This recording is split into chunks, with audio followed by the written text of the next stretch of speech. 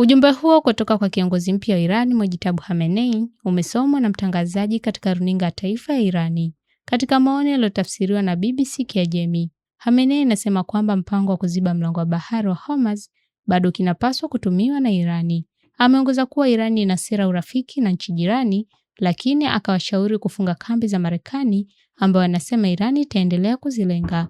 Mojtaba Khamenei aliteuliwa kuwa kiongozi mkuu mpya wa Irani tarehe 8 Machi.